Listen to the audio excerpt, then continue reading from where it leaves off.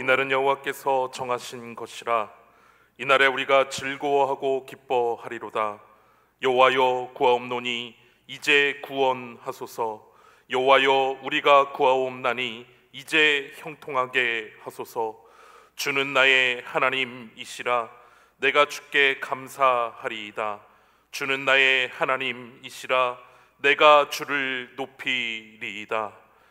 사랑이 풍성하신 하나님, 지난 한 주간도 연약한 우리를 돌봐주시며 환난날에 주님의 초막 속에 비밀히 지켜주시고 생명과 건강과 사업과 가정을 능력의 팔로 보호하여 주신 은혜에 감사를 드립니다. 오늘은 주님께서 우리에게 복을 주시려고 거룩하게 구별하신 주일이기에 저희들이 세상의 분주한 일들을 모두 내려놓고 겸손한 마음과 정결한 심령으로 성전에 나와 하나님께 예배를 드립니다.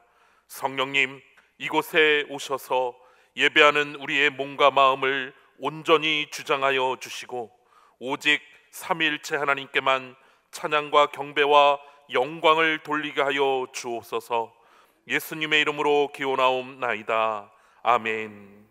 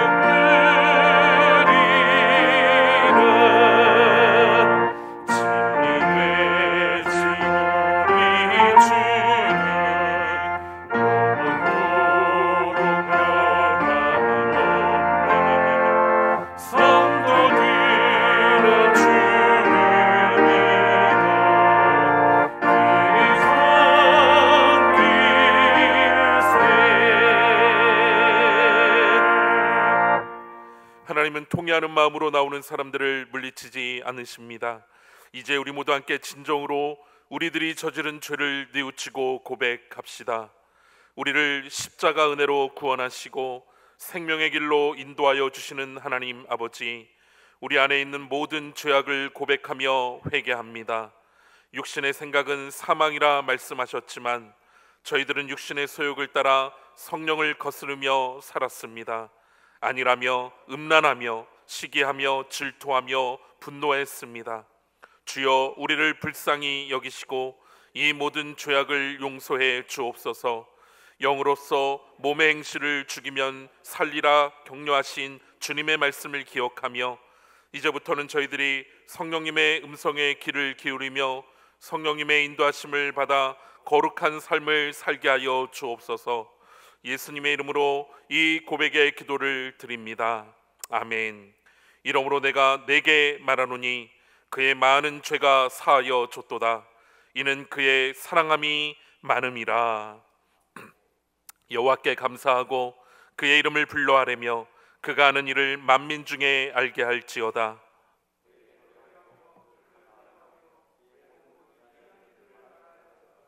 그의 거룩한 이름을 자랑하라. 여호와를 구하는 자들은 마음이 즐거울지로다.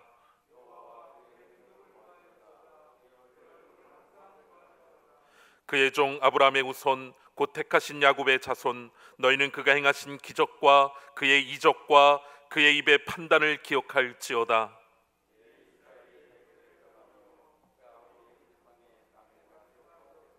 여호와께서 자기의 백성을 크게 번성하게 하사 그의 대적들보다 강하게 하셨으며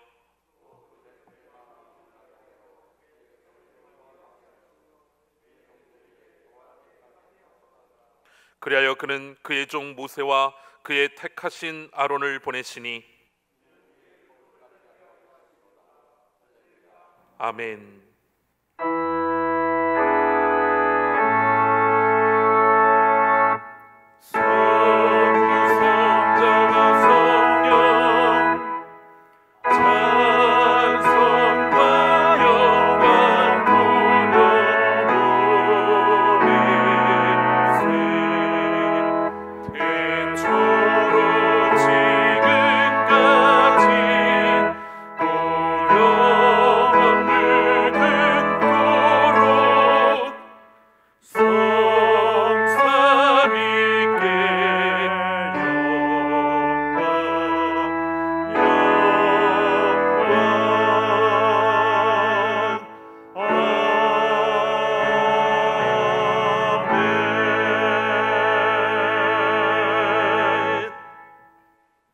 사랑과 은혜가 풍성하신 하나님 아버지, 감사와 찬양과 영광을 돌립니다.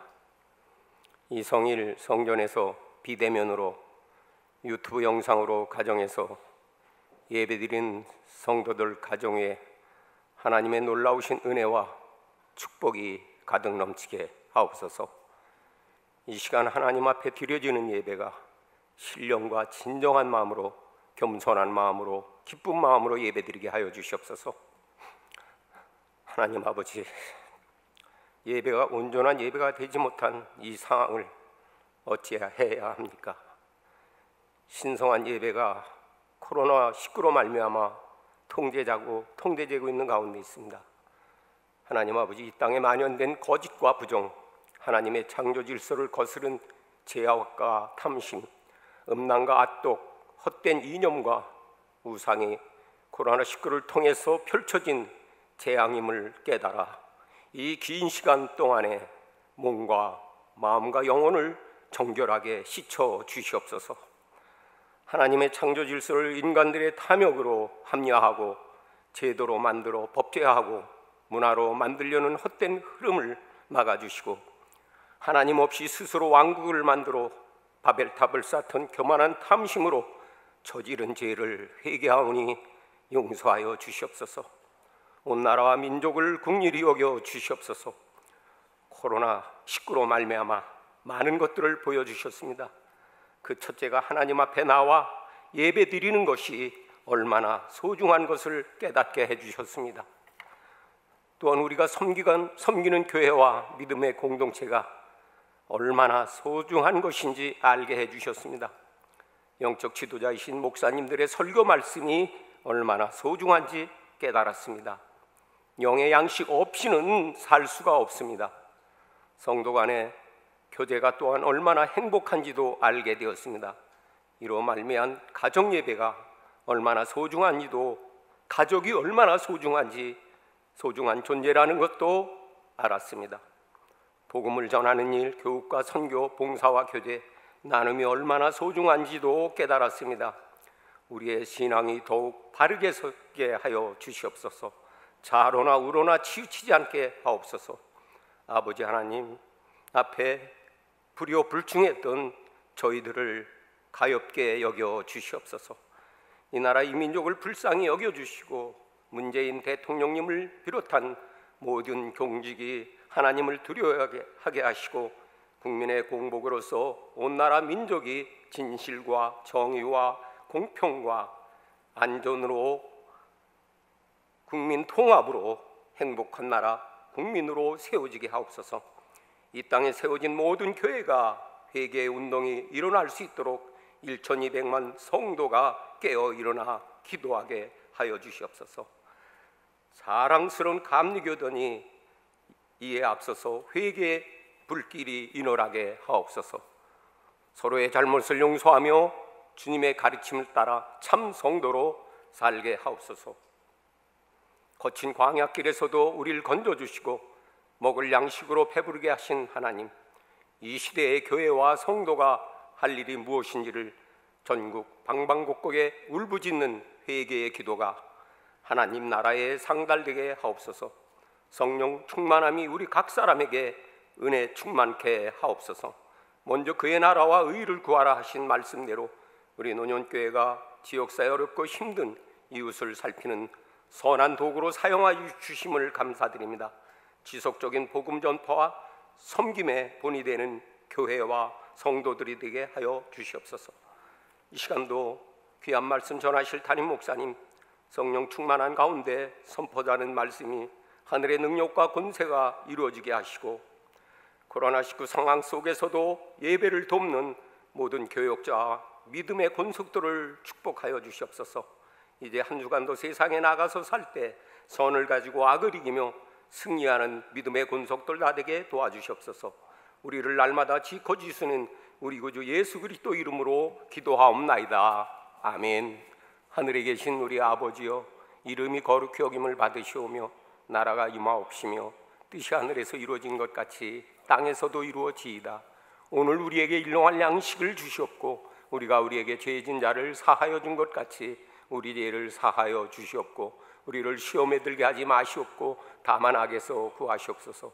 나라와 권세와 영광이 아버지께 영원히 싸움나이다. 아멘.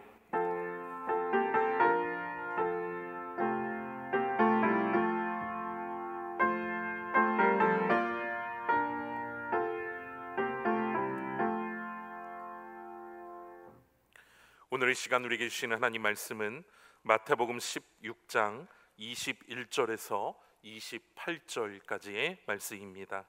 마태복음 16장 21절에서 28절까지의 말씀입니다. 신약성경 27쪽에 있습니다. 이때로부터 예수 그리스도께서 자기가 예루살렘에 올라가 장로들과 대제사장들과 서기관들에게 많은 고난을 받고 죽임을 당하고 제3일에 살아나야 할 것을 제자들에게 비로소 나타내시니, 베드로가 예수를 붙들고 항변하여 이르되 주여 그리 마옵소서, 이 일이 결코 주께 미치지 아니하리이다. 예수께서 돌이키시며 베드로에게 이르시되 사탄아 내 뒤로 물러가라. 너는 나를 넘어지게 하는 자로다. 내가 하나님의 일을 생각하지 아니하고 도리어 사람의 일을 생각하는도다 하시고, 이에 예수께서 제자들에게 이르시되 누구든지 나를 따라오려거든 자기를 부인하고 자기 십자가를 지고 나를 따를 것이니라.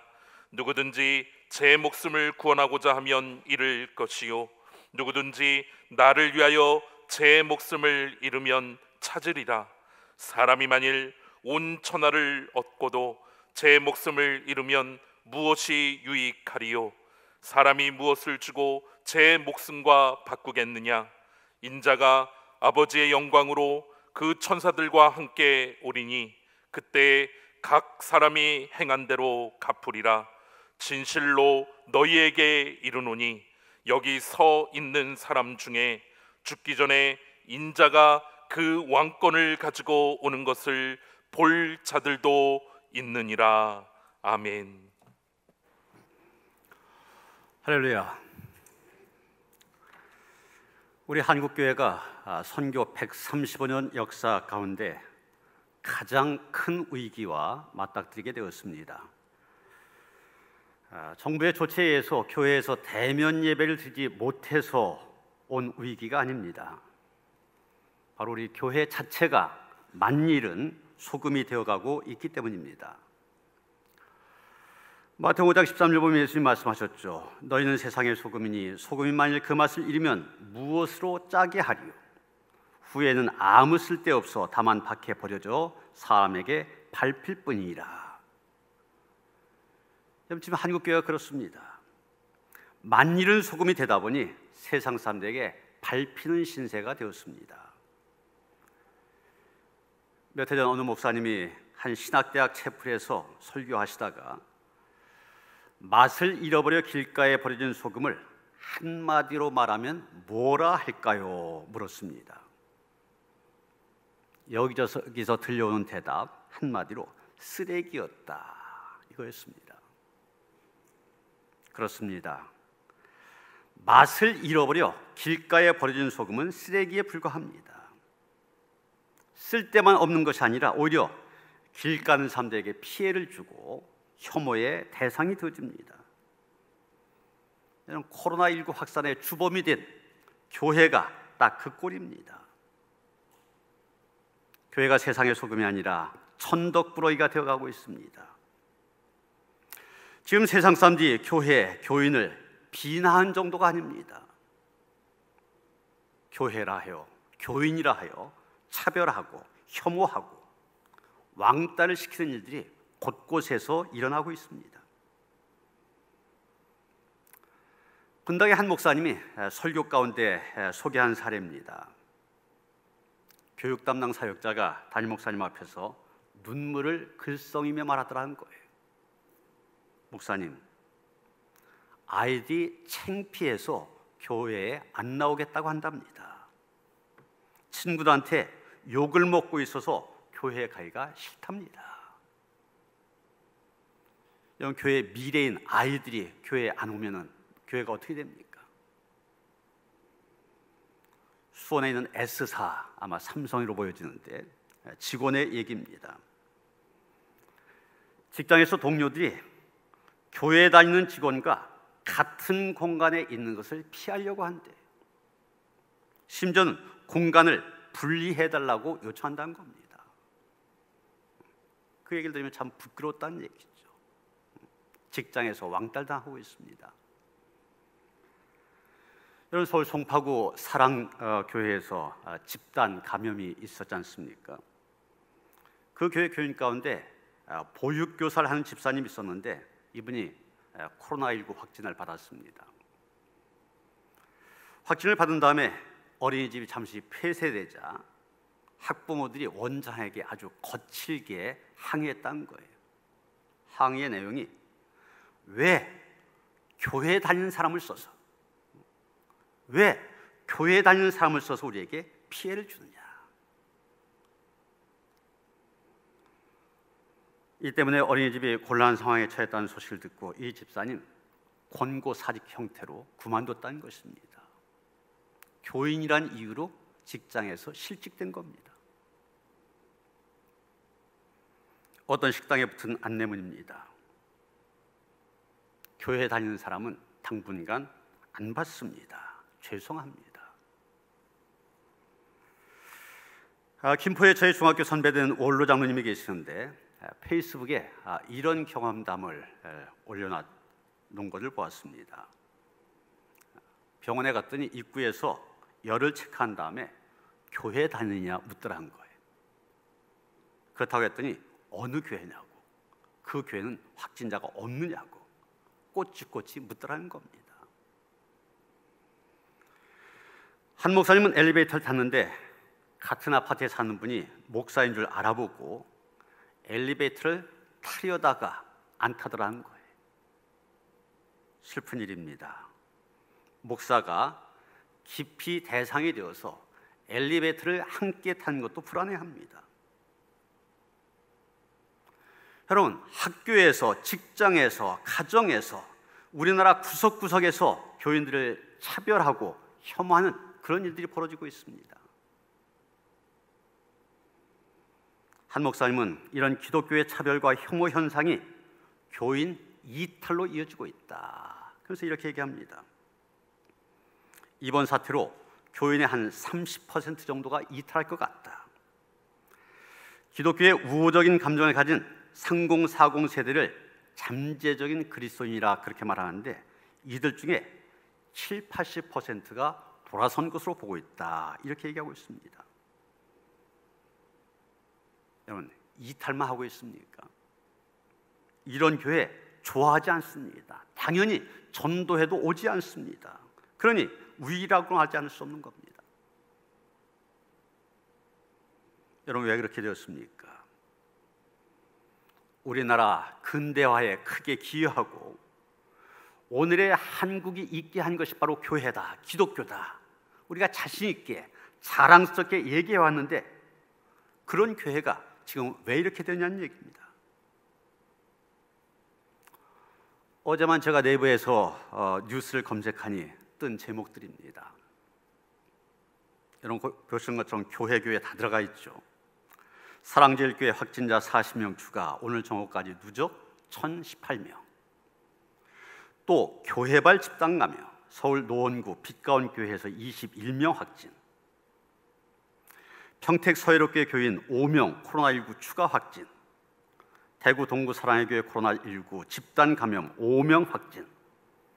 인천서 23명 확진, 주님의 교회 3명 추가돼 누적 36명. 서울 신규 확진 125명, 깜깜이 감염 49명, 교회발 17명. 받아들여야 되겠지만 몇몇 교회 탓에 이 지경이 되었다. 자영업자가 분통 터뜨리면서 했다는 얘기입니다. 전국 12개 교회에서 1,400명 넘게 확진, 대면 예배, 소모임이 위험 요인. 코로나 확진 제주 목사 부부 온천 방문 숨겼다 필통, 긴급 방역. 여러분, 이런 기사들을 보는 사람들, 교회에 대해서 어떤 생각을 갖겠습니까? 뭐야? 또 교회야? 이젠 교회에 교자만 들어도 지긋지긋해. 됐어, 난 포기했어. 교회에 뭘 더 바라겠어? 이게 바로 만일어버린 소금의 모습 아닙니까? 심지어 신문기사 가운데 이런 제목의 기사가 눈에 띄었습니다. 혈장 공여 집단 참여한 신천지, 법적 대응 운운한 사랑제일교회. 무엇을 암시하는 겁니까? 교회가 이제 신천지만도 못하다는 거예요. 신천지는 그래도 잘못했다고 사과하고 혈장까지 공유하는데 교회는 적반하장이라는 것이죠. 이런 현실이, 이런 교회의 현실이, 교회에 대해서 보는 시각들이 실제 통계 수치를 통해서 드러나고 있습니다. 지난 6월 달에 엠브레인 트렌드 모니터가 종교인 및 종교인 과세 관련 인식조사, 이런 설문조사를 했습니다. 여기서 나온 결과를 가지고 목회 데이터 연구소가 분석을 했는데, 그 분석에 의하면 국민들 사이에서, 일반 국민들 얘기한 거죠. 일반 국민들 사이에서는 천주교나 불교인에 비해서 상대적으로 개신교인에 대한 부정적인 이미지가 강하다는 것입니다. 좀 조금 와서 제대로 보이실지 모르겠는데, 천주교와 불교인 같은 경우는 온화한, 따뜻한 이런 긍정적인 이미지가 우세했는데, 개신교인에 대해서는 어떤 이미지가 많으냐? 거리를 두고 싶은, 이중적인, 사기꾼 같은 이런 부정적인 이미지가 더 많았다는 것입니다. 연구소에서는 분석 결과를 이렇게 얘기합니다. 교회와 교회 지도자의 각종 추문이 언론을 통해 알려지고 교인들이 남들과 다투며 자기 이속만 차리는 것이 실생활 속에 드러나며 교회의 이미지가 부정적으로 형성되고 있던 차에 설상가상으로 코로나19가 기독교인의 이미지에 더 나쁜 영향을 미쳤다. 그런데 사실 이 조사 결과는 6월달 결과입니다. 8.15 이후 사랑제일교회 하는 것을 보면 부정적인 이미지 더 커졌을 것으로 보여집니다. 여러분, 한국교회가 왜 이렇게 추락하였습니까? 한때는 세계에서 기적적으로 성장한 교회다. 많은 교회들로부터 부러움을 샀던 교회입니다. 한국의 근대화뿐만 아니라 민주화에 크게 기여했던 교회입니다. 그런데 왜 이렇게 됐을까? 오늘 본문에서 하신 예수님의 말씀을 따르면 한국교회 교인들이 하나님의 일을 생각하지 아니하고 도리어 사람의 일을 생각했기 때문이다. 이렇게 볼 수가 있습니다. 오늘 본문 이때로부터 이런 말로 시작이 되어지고 있습니다. 이때가 언제입니까? 우리가 지난주에 보았던 것처럼 베드로가 주는 그리스도시요 살아계신 하나님의 아들이시라 신앙 고백을 한 바로 그 다음입니다. 이때 예수께서는 자신이 고난을 받고 십자가에서 죽임을 당함으로 그리스도가 될 것을 제자들에게 말씀하셨습니다. 그때 베드로가 어떻게 합니까? 주여 그리 마옵소서, 이 일이 결코 죽게 미치지 아니하리이다 항변했다고 그랬습니다. 그때 예수께서 베드로에게 말씀하셨죠. 사탄아, 내 뒤로 물러가라. 너는 나를 넘어지게 하는 자로다. 네가 하나님의 일을 생각하지 아니하고 도리어 사람의 일을 생각하는도다. 크게 책망하셨습니다.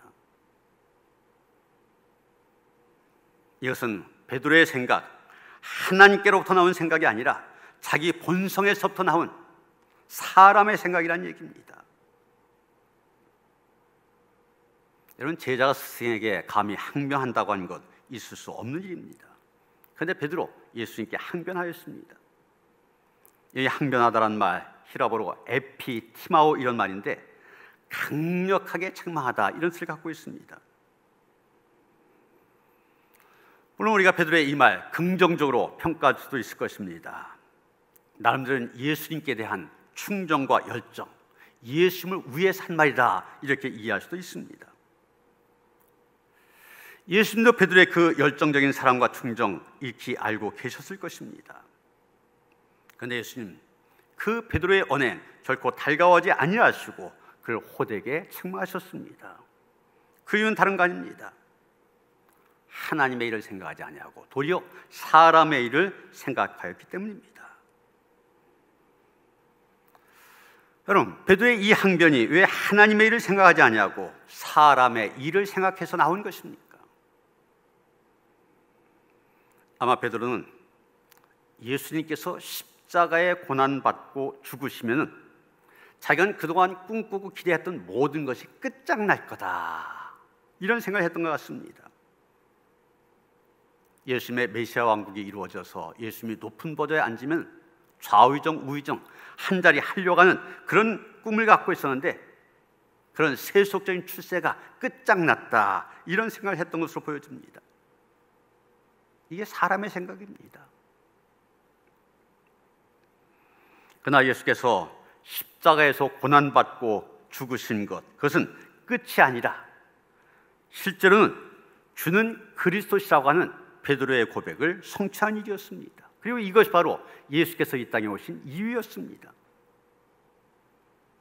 그런데 베드로는 사람의 생각으로 예수님이 십자가를 통하여 그리스도가 되시려고 한 것 못마땅하게 여기고 막아 나섰던 것입니다.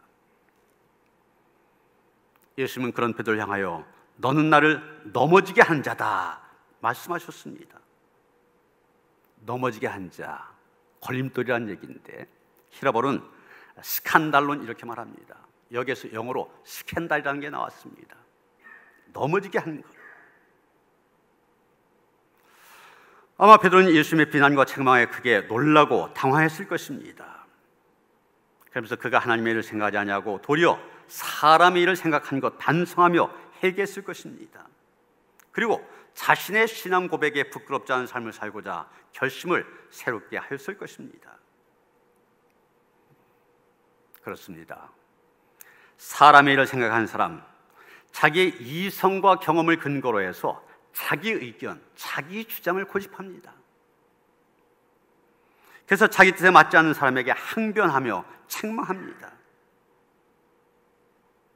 그러나 그런 베드로를 향하여 예수님 말씀하십니다. 사탄아 물러가라. 그럴 때 사탄의 역사가 일어난다는 얘기입니다. 그러나 하나님의 일을 생각하는 사람은 매사를 주님의 관점으로 바라보게 되고 겸손과 순종으로 믿음의 사람답게 살면서 주님께 걸림돌이 되는 것이 아니라 주님의 길을 가로막는 것이 아니라 오히려 디딤돌이 되어지는 것입니다.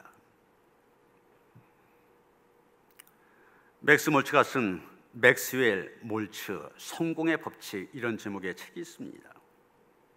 이 사람은 성형외과 의사입니다. 사람의 외모를 고치는 사람 아닙니까? 그런데 이 사람은 마음의 성형술이 중요하다는 것을 강조합니다. 진정한 변화와 자아혁명은 마음의 성형수로부터 시작해야 되는데 그 첫째가 바로 자아 이미지부터 바꾸라는 것입니다. 실패할 수밖에 없는 부정적인 자아 이미지를 성공할 수밖에 없는 자아 이미지로 바꾸라는 것입니다. 이것이 진정한 자아 혁명이라는 얘기입니다. 신앙인에게 있어서도 마찬가지입니다. 진정 신앙생활에서 성공하려면 이제까지 나를 지배해오던 옛사람, 나의 옛 자아를 부인하고 바로 그 자리에 예수님을 올려놔야 됩니다. 예수를 믿는다고 한 것, 이제까지 그래왔던 것처럼 여전히 감정과 욕심에 이끌려 내 기분대로 내 멋대로 산 것이 아니라 내 안에 예수님을 주인으로 모시고 예수님의 지배를 받으며 살아가는 인생입니다. 이것이 사람의 일을 생각하지 않냐고 하나님의 일을 생각하는 사람입니다. 여기서 우리는 지금 코로나19 상황에서 방역 당국과 교회 사이에 첨예한 문제가 되고 있는 예배 문제를 생각하게 됩니다. 예배 문제, 어떻게 하는 것이 사람의 일이 되지 않냐고 하나님의 일이 되게 할 수 있을까? 이 어려운 상황 속에서 교회 협력을 구하기 위해 대통령이 교회 지도자들 청와대에 초청을 하였습니다. 그래서 협조를 당부한 그 자리에서 한국교회 총연합회 대표라고 하는 목사님이 그런 발언을 했습니다. 교회 본질인 예배를 지키는 일도 결코 포기할 수가 없습니다. 가나면 수도권 비대면 예배 드려라. 그럴 수 없다는 겁니다. 일부 개신교 단체들도 예배가 목숨보다 더 소중하다 그러면서 대면 예배 사수하겠다 성명을 발표하였습니다. 그런데 정말 여러분 한번 생각해 보세요. 목숨을 걸고 대면 예배 드린 것, 그것이 과연 하나님의 일이 되겠습니까? 교회에 모여 예배 드림을 통하여서 그 예배 때문에 예배 드리는 삶도 코로나19 감염 위험에 빠질 수가 있고 이웃도 또 전염 위험에 빠질 수가 있습니다. 그래서 코로나가 확산되어지면 아이들은 학교에 갈 수도 없게 되고 자영업자들 폐업하게 되고 전 국민들 공포에 시달리게 됩니다. 하나님께서 이런 예배를 원하시겠냐는 얘기입니다. 정부가 기독교 신앙을 전면 금지하는 것도 아닙니다. 코로나19 확산을 막기 위해서 지금 상황이 너무 심각하니까 일시적으로 대면 예배 대신에 온라인 예배를 드려달라 요청한 것에 불과합니다. 그런데 이것이 종교 박해다 이렇게 얘기하면서 목숨 건 예배를 주장한 것, 이미 사랑제일교회가 보여준 것처럼 하나님을 욕보이고 한국교회로 하여금 만일은 소금이 되게 하는 지름길이 됩니다. 물론 우리가 교회에 모이는 것 중요한 일입니다. 우리는 속히 그날이 오기를 다 기대하고 위에서 기도하고 있습니다. 함께 모여서 예배하는 그 예배 유익이 큽니다. 성도 간의 교제가 있을 수 있습니다. 또 교회 교육 기능이라든지 흩어진 교회가 감당할 수 있는 많은 장점들 우리가 모여서 예배드릴 때 갖게 됩니다. 그런데 우리가 반드시 이 교회 건물에 모여서 대면 예배를 해야만 하나님이 그 예배를 받아주신다? 그것은 아닙니다. 지금처럼 전염병이 창궐하는 그런 상황에서는 이미 우리가 경험하였던 것처럼 교회에 모이는 것 자체가 위험입니다.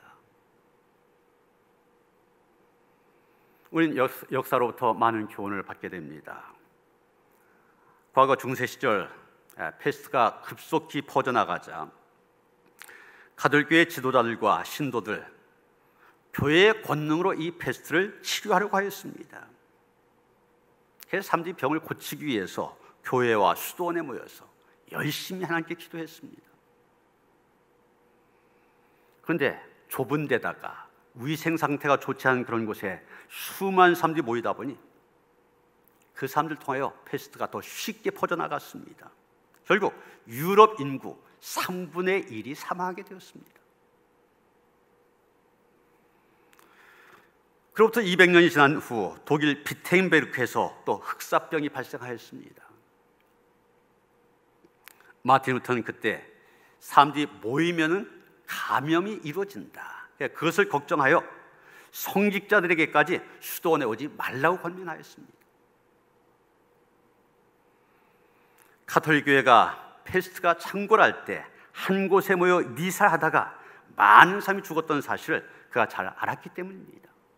그때 교훈을 받고 그렇게 한 거예요. 17세기 영국 성공의 목사이면서 청교도였던 리차드 백스터 목사님이 계십니다. 이분은 얼마나 훌륭한 분이었으면 목회자 중에 목회자 이렇게 부르셨고, 이분이 참 목자상 이런 제목의 책을 썼는데, 진짜 어떤 목사가 돼야 될 거냐, 지금도 국내 주요 신학교 교재로 사용될 정도 그런 책입니다. 그런데 이분이 쓴 요리문답 109번째 문답에 보면 이런 문답이 나옵니다.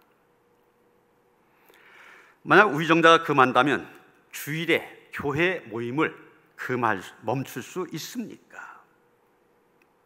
이 질문에 대해서 그는 이런 대답을 제시하고 있습니다. 전염병이나 화재, 전쟁 등의 특별한 이유로 금한 것과 상시적으로 혹은 불경스럽게 금한 것은 경우가 다르다. 만약 우리와 같은 특수한 상황에서 우의정자가 더 큰 유익, 공익을 위하여 교회의 모임을 금한다면 그것에 따르는 것이 우리의 의무다. 우리의 일상적 의무는 더 큰 자연적 의무에 양보해야 된다. 어느 한 주일이나 하나의 모임을 생략해서 더 많은 모임을 얻을 수 있다면 그것이 더 중요한 일이다. 여기서 더 많은 모임이라고 하는 것 무슨 얘기입니까? 국민들이 자유로운 대면을 통하여서 정상적인 경제활동을 하게 되었고, 또 교인들은 자유롭게 교회에 나와서 예배드리는 그런 상황을 얘기합니다. 빨리 이 재난을 극복하여 앞으로 더 많은 예배를 자유롭게 드리기 위해서 제한적으로 대면 예배를 금지하는 것 수용해야 된다. 이게 백스터의 얘기입니다. 이 코로나19 사태는 우리와 하여금 예배의 의미, 예배의 본질을 다시 한번 생각하게 만듭니다. 창세기 28장 16절 17절에 보면 형 에서를 피해 도망가던 야곱이 해질 무렵 돌을 베고 잠을 자다가 꿈속에서 하나님을 만나게 됩니다. 야곱이 잠이 깨어 고백합니다. 여호와께서 과연 여기 계시거늘 내가 알지 못하였도다. 바로 내가 있는 곳, 광야지만 이곳이 바로 하나님이 계신 곳임을 깨닫게 됩니다. 그래서 어떻게 합니까? 자기 베개 삼았던 돌을 세우고 거기에 기름을 붓습니다. 제사를 드린 겁니다. 요즘 말하면 예배를 드린 겁니다. 그리고 그곳 이름을 베델, 하나님의 집 이렇게 짓게 됩니다. 여러분, 바로 여기에 참 신앙의 길, 참 예배의 모습이 있습니다. 우리는 모두가 우리 하나님은 전지전능하신 하나님, 무소부지하신 하나님 이렇게 고백합니다. 그런데 모든 곳에 계신 하나님, 전능하신 하나님 그렇게 고백하면서도 이 교회에 나와서 예배할 때만 하나님을 만날 수 있다 이렇게 잘못 이해하고 있습니다. 그러나 여러분, 하나님을 향한 예배는 장소와 시간에 제한받는 것이 아닙니다. 내가 있는 그 자리가 하나님을 만난 거룩한 성전이며 내가 하나님을 만난 그 시간이 살아있는 예배가 되어집니다. 이제 우리는 일상의 영성을 회복해야 됩니다. 일주일 동안은 하나님 정말 계신가? 하나님 없이 살다가 그저 보험금 납부하듯이 주일에 교회 한번 가서 예배 드린다고 그 예배가 산 예배가 되어진 것이 아닙니다. 일상의 삶의 자리에서 하나님과 만날 때 주일날 드리는 이 예배, 살아있는 예배가 될 수가 있는 것입니다. 예수님도 그리심산에서 예배해야 되느냐, 예루살렘에서 예배해야 되느냐, 다시 말해서 그리심산이 거룩하냐, 예루살렘이 거룩하냐 질문하는 사마리아 여인에게 이렇게 대답하셨습니다. 이 산에서도 말고 예루살렘에서도 말고 너희가 아버지께 예배할 때가 이르리라. 아버지께 참되게 예배한 자는 영과 진리로 예배할 때가 오나니 곧 이때라. 하나님은 영이시니 예배한 자가 영과 진리로 예배할지니라. 거룩하신 하나님을 만난 것은 특정 장소의 문제가 아닙니다. 하나님을 어디에서 예배하든 영과 진리 안에서 예배하는 것이 중요하고, 그렇게 영과 진리 안에서 예배할 수 있는 곳이라면 그곳이 어디든지 하나님을 만나는 거룩한 장소, 성소가 되어지게 된 것입니다. 말씀드린 것처럼 당연히 우리가 대면 예배를 통하여서, 이 교회에 와서 예배를 통하여서 영과 진리 안에서 예배하는 것 좋은 일입니다. 그런데 지금 상황이 어떻습니까? 3단계로 올라가면 교회뿐만이 아니라 모든 것이 셧다운 되어지는 그런 위기의 상황입니다. 그런데 감사하게도 하나님께서 우리에게 이 온라인 예배라는 도구를 주셨습니다. 그래서 지금 여러분이 하는 것처럼 여러분 각 가정에서 다 유튜브를 통하여 예배를 드리지 않습니까? 그 누구도 온라인 예배라고 하여서 성령이 임하지 않는다, 그 안에는 진리신 예수님이 없다 말할 수 없을 것입니다. 더구나 지난 5월 이후 집단 감염 사례만 봐도 개신교에 1,600명이 넘습니다. 불교 사찰이 90여 명, 이슬람이 종교 행사와 관련해서 6명, 성당은 1명도 없는 것으로 나와 있습니다. 사회적 거리두기 3단계를 눈앞에 둔 시점에서 개신교는 이런 결과를 보면서도 대면 예배 절대 포기할 수 없다 얘기할 수 있는 처지가 아닙니다. 오히려 이때 교회가 해야 될 일이 있습니다. 본문 24절에 나오는 예수님의 말씀, 누구든지 나를 따라오던 자기를 부인하고 자기 십자가를 지고 나를 따를 것이니라, 이 말씀에 순종한 것입니다. 자기를 부인하라고 했습니다. 무슨 뜻입니까?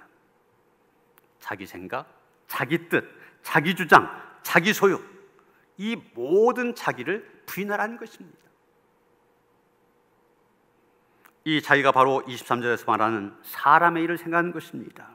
그렇다면 자기를 부인하라, 당연히 하나님의 일을 생각하는 것입니다. 물론 자기를 부인한다는 것 쉬운 일이 아닙니다. 그러나 어려운 일이기 때문에 세상에서 가장 귀한 일이 되기도 한 것입니다. 여기 자기 부인이라고 한 것, 할 수 없어 항복하는 뜻에서 울며 불며 하는 그런 식의 자기 부인이 아닙니다. 스스로 자기를 낮추어 종의 형체를 입으시는 그리스도의 모범을 따라 살려는 것이기 때문에, 주님을 위한 자기 부인이기 때문에 귀한 것입니다. 자기 부인이란 자기 포기를 말합니다. 그리고 자기 포기 현실적으로 말할 때 십자가를 의미합니다. 그래서 누구든지 나를 따라오려거든 자기를 부인하고 자기 십자가를 지고 나를 따를 것이니라 말씀하셨던 것입니다. 그런데 여러분, 오늘 우리의 문제가 무엇입니까? 물론 예수님을 따르려고 합니다. 주님을 따르려고 합니다. 그런데 자기는 부인하지 않고 주님을 따르려고 한다는데 문제가 있습니다. 사도 바울, 로마 시민권까지 가진 사람이었습니다. 그런데 그거 포기하고 살았습니다. 헬라의 높은 학문과 율법의 아들이라는 칭호를 들으면서도 그거 의지하지 않았습니다. 유대인의 변통과 빛난 가문에서 태어나서 얼마든지 사람들 앞에 존경과 우대를 받으며 살 수 있었지만 복음 때문에 그 모든 것들 다 포기했습니다. 그래서 빌립보서 3장 8절 보면 내가 그리스도를 아는 지식이 가장 고상함을 인하여 세상의 모든 것 배설물로 여겼다고까지 말하지 않았습니까? 그런데 오늘날 우리의 형편이 어떻습니까? 알게 모르게 자기를 내세운 사람들 얼마나 많습니까? 자기의 말, 복음이라고 하는, 인간적인 말을 복음이라고 말하는 사이비 이단 목사들도 얼마나 많이 있습니까? 교회 안에서도 자기 생각, 자기 주장을 관찰하는 사람들 얼마나 많이 있습니까? 말하기는 이 코로나19라고 하는 그 어느 때보다 위기의 상황에서 예수님의 말씀처럼 사람의 일을 생각하지 아니하고 하나님의 일을 생각하는, 그러기 위해서 자기를 부인하고 십자가를 지고 주님을 따르는 진정한 제자로 살아간 모든 성도들 되어주시기를 주님의 이름으로 축원합니다. 하나님, 예수님의 이름이 조롱받는 그런 어려운 시대에 우리가 믿음으로 살아가고 있습니다. 하나님, 이 시대에 우리의 눈이 열리고 귀가 열려서 하나님의 일 제대로 생각할 수 있게 하시고 사람의 일 제대로 분별할 수 있게 하시고, 그래서 예수님 말씀하신 것처럼 자기를 부인하고 십자가를 지고 오직 주님만 따를 수 있는 진정한 제자들, 이런 우리를 통하여서 이 땅에 하나님의 영광이 회복될 수 있게 하시고 교회가 세상의 빛과 소금으로서의 자리를 회복할 수 있도록 은혜를 베풀어 주시옵소서. 우리 한 사람 한 사람을 주님의 제자로 부르셨습니다. 그리스도의 제자로 부끄러움이 없는 우리 모두가 되게 하시옵소서. 예수 그리스도 이름 받들어 기도하여 싸움나이다. 아멘.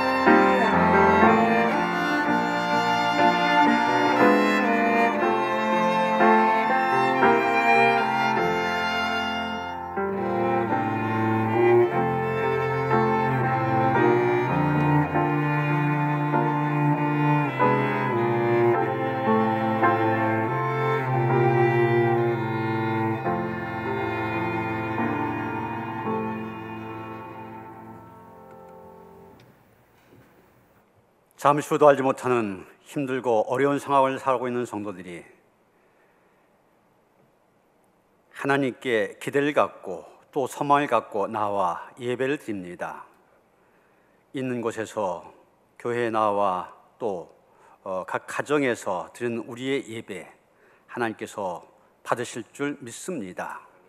우리가 어느 곳에든지 영과 진리로 예배할 때 그곳이 바로 성소가 되어지고 하나님의 집 베델이 되는 줄 믿습니다.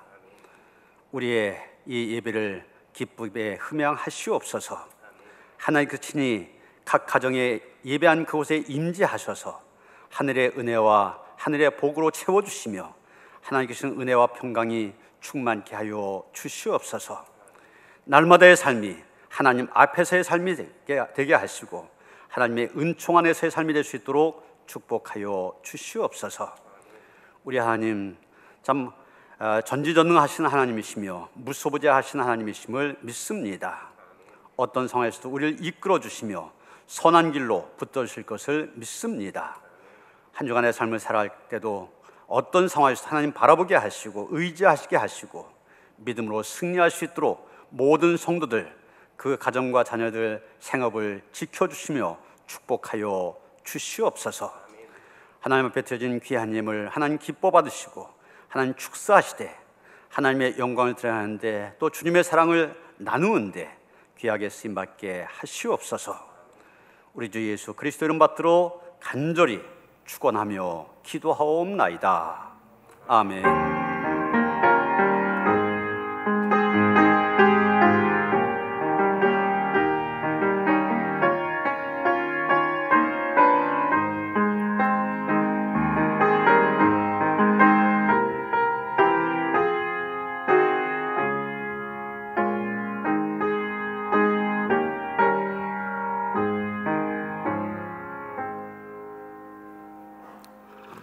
가정에서도 식구들과 평화 인사를 나누시겠습니다. 주님의 신 평화가 함께 하시기 바랍니다. 서로 인사하시겠습니다.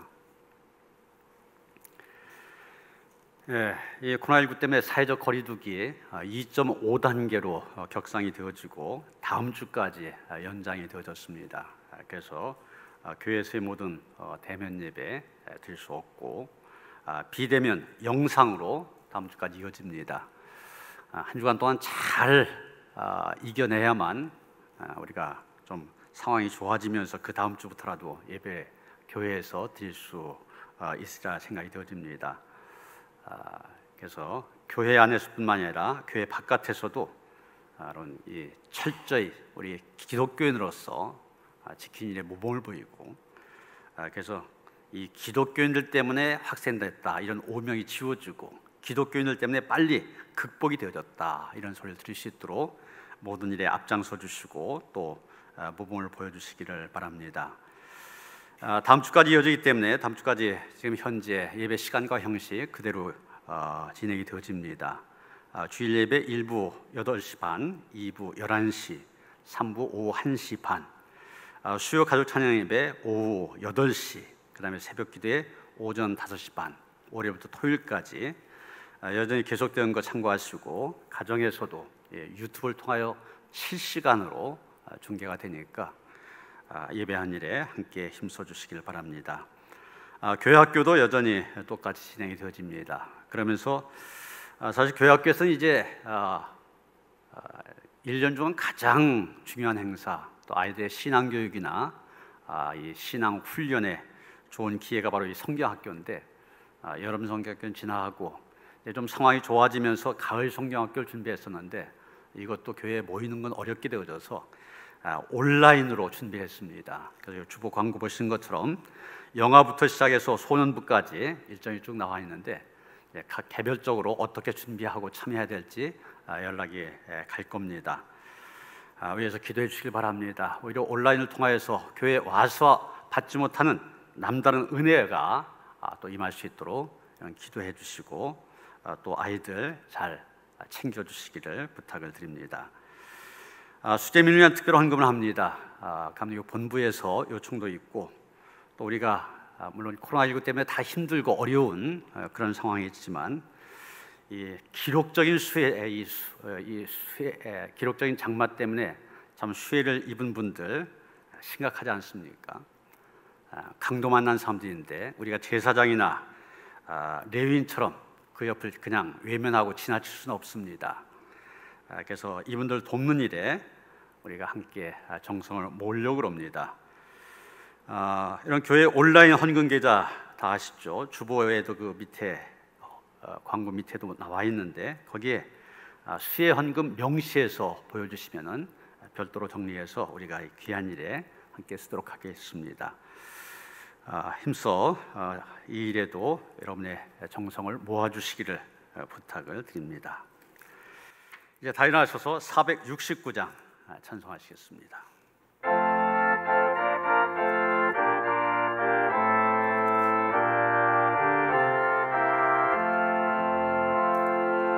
내 주 하나님 주만 따라가게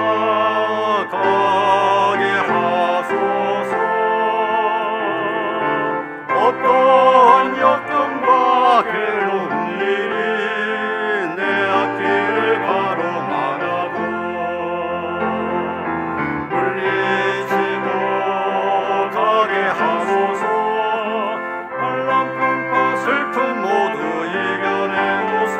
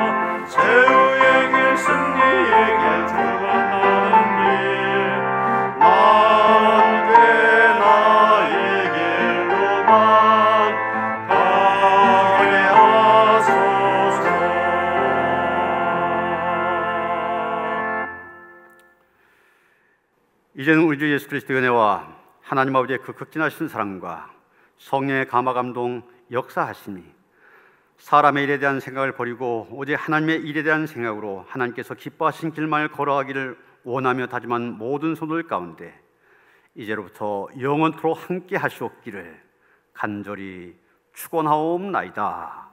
아멘.